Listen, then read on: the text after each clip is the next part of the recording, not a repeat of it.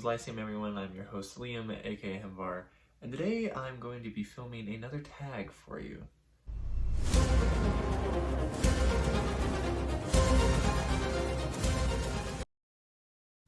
Okay, so this is the book acquiring tag. I was tagged by Andrew from Andrew's Wizardly Reads just earlier this week, actually. I've been tagging a couple tags, and I'm slowly getting there and going slowly, very slowly through tags recently. But this is the book acquiring tag. Again, that it was originally created by Kristen from Enter the Book. So I'll link both Andrew's video down below and Kristen's if I can find it. At least I'll put her channel down there, of course. So there are 11 prompts, though the last one isn't they're different. Okay, so I'll just go through them anyways. Question 1 is like, do you plan your book purchases ahead or impulse buy? It's kind of a mix. I plan on the books I want to get, but I don't really plan on when I will purchase them. It kind of just happens whenever. And so it's kind of impulse buying, I suppose. But so I guess it's more impulse buy, right? Because I plan the books I want to get, but I'm not planning my book purchases, right? And that's what I'd ask. So it is an impulse buy, I guess, generally. Though I have do a decent job of resisting. Question 2, how do you decide what books to buy? Well, I find books I think I'd like, and then I buy them. No, I guess that's probably asking for like more in depth. I check Goodreads. I always check Goodreads. I often check Amazon as well just for reviews. I'll make sure to avoid spoilers on them. But I am just looking mostly for, in some cases I'll look for people that have similar taste to me, you know. I think there's a big problem on BookTube in general, where if someone says, wow, this book was amazing, and they're like, wow, this person said this book was amazing, let me go read it, and they read it, and they might think it was amazing, but there's a lot of times where they think it wasn't amazing, they might not even think it was very good, and I was like, well, did you take into consideration that person's taste, you know? And so I know my taste pretty well these days, and so a lot of times it's like, is it a book by an author I already like, is it a genre I like, you know what I mean, like, what's going on, you know what I mean, right? And so I can figure that out relatively easy these days. So yeah. Oh, of course there's always chance being taken, right? You don't know exactly because you haven't read the books, you know. The future you isn't going to be like, yes, you really enjoy this book. So it's all, I guess you just have to make the decision. A3, what is your philosophy on where you shop? Online versus in person, large or small, physical, digital, or audio, new versus used, etc. I generally shop online these days. It's generally used. I'll generally be buying from, I only have one local bookstore, and that's the same the last place I lived, local used bookstore, same last place I lived, and there's a Barnes & Noble here is same with the last place I lived. The place I lived before that didn't have a Barnes & Noble or a local used bookstore, so it really just depends, and I would generally shop online, generally on eBay. I do use a book some, I use Biblio some. The thing I like about eBay is that I can get the pictures. I've only been scammed on eBay once, and it was because I wasn't being careful enough, to be honest. So I know some people are afraid of using it, but most people aren't going to scam you. If you really want to make sure, go and look at their ratings. If they have like a 99.8% or above, then they're generally good to buy from. But eBay is good for a lot of reasons, but one of them is, well, one, you're getting used books. So generally you're supporting smaller sellers anyways, whether they're independent or they're small stores from somewhere. Yeah, there's that. I do buy a lot of books actually from thrift books on eBay. Now the thing I like about eBay is you get to see the pictures. Hopefully there's more than one picture of the book you're looking at to buy. Thrift books doesn't. They'll just use stock images if they use an image at all. But you can actually generally figure out whether it's going to be good, because generally thrift books actually undersells their book. Like, I've gotten some books in perfect condition, rare like books in perfect condition for just a couple bucks, and it says they're acceptable or whatever, and they arrive and they're awesome. So I like thrift books a lot too. And they have their own website, but I don't generally buy through their website. So I'm generally buying old used books. I do get new books occasionally, like I'm reading Dragon Waiting, and that is new. It really just kind of depends on what I'm seeing when I'm searching. So yeah, and if it's a new book, obviously I'll get a new one. You know, if it's only been out for a couple years, then I'll get the new one. Heck, if it's been out for a decade, I'll get a new copy probably. It kind of depends, but I do read a lot of older stuff, and a lot of that stuff, for example, even the new prints you can get, the only new versions are like these Masterworks versions, or like these not very good looking versions, and so like I'm gonna go get the classic version that looks 10 times better, you know, and it's about the same price anyways. I can find it for the same price. So, and I do audiobooks as well, but I only have so far done it on Audible. I've only done audiobooks recently. I started the very end of last year when I started getting a lot busier. So, but Audible so far for those. I am definitely looking to branch out on that. And I think I'll probably do a video on my experience getting into audiobooks soon. Anyways, 4, what about little free libraries? What do you think about them? Have you used one? Why or why not? I think they're a cool idea.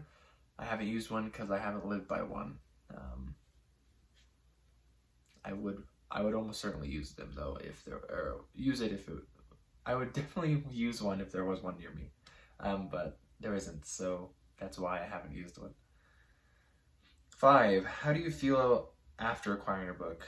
Do you share like in a book haul or a diary? I used to do hauls specifically for like Forgotten Realms books on my Forgotten Realms blog. And I've done a couple book hauls on my channel. I have a tendency to share maybe pictures recently on my own Discord.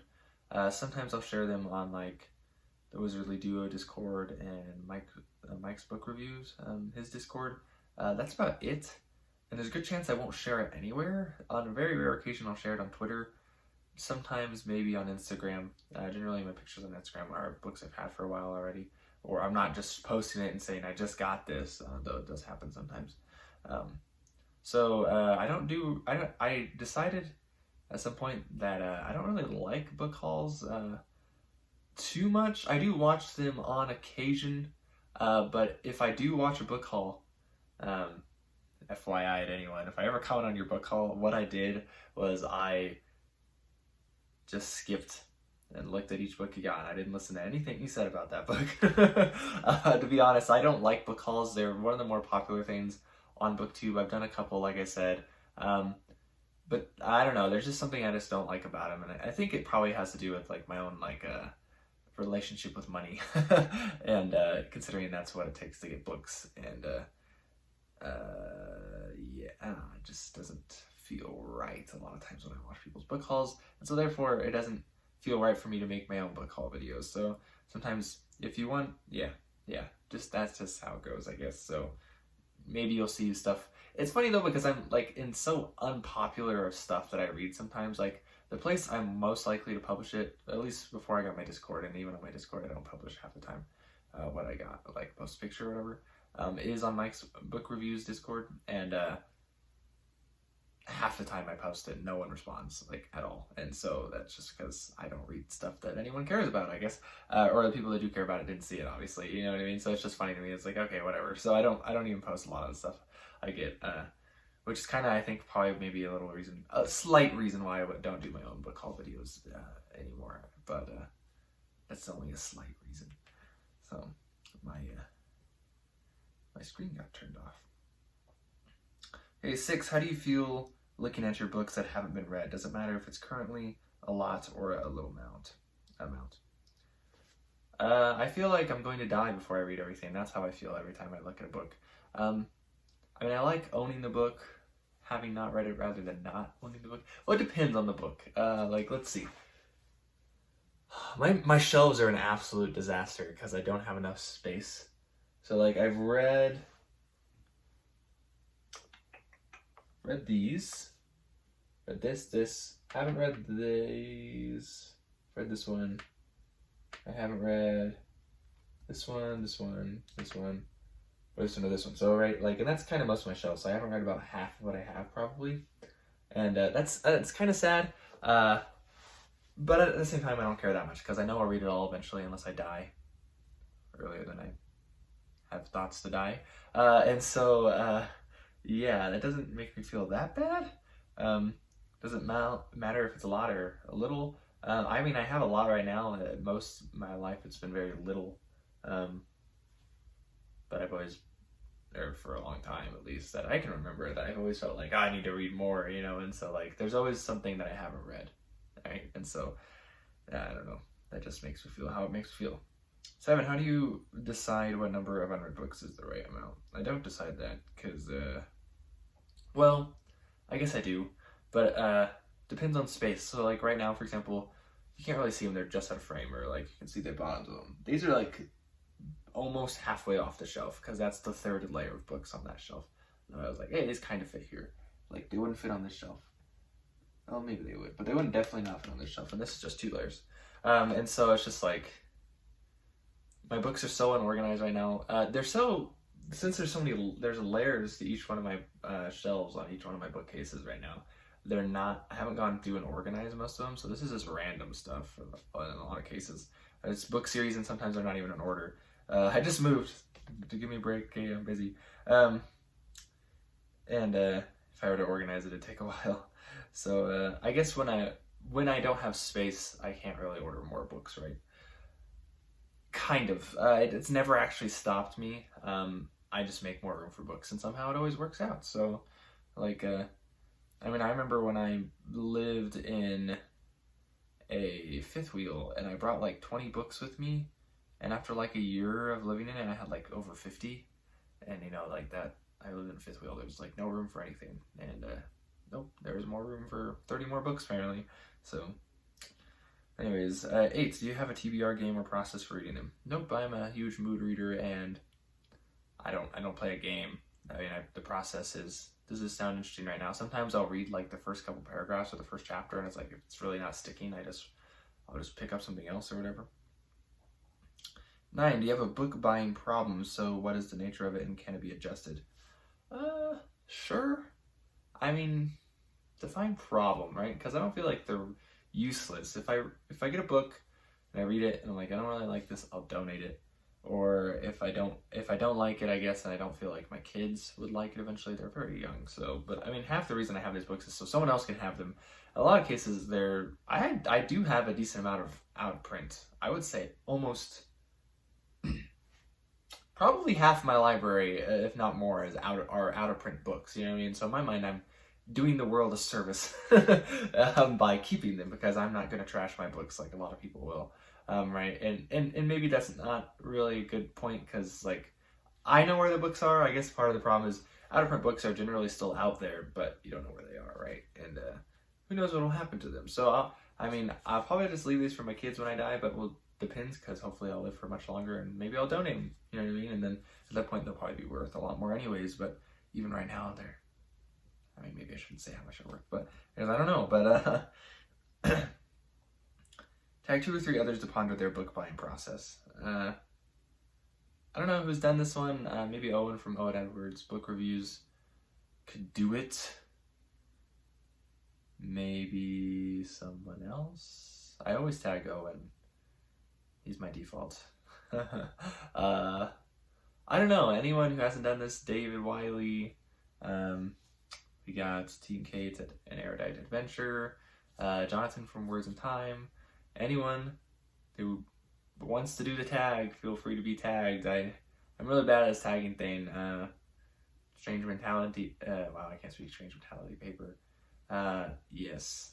Yep. Snoring. Okay, anyways, I'm really tired if you can tell. I was on the road for 8 hours today, and in some odd way that is exhausting, even though you just sit the entire time. Anyways, I took way too long on this. My tag should be way shorter than this. It should be half the time. But it's been Liam with Liam's Lightsteam. I'll catch you next time.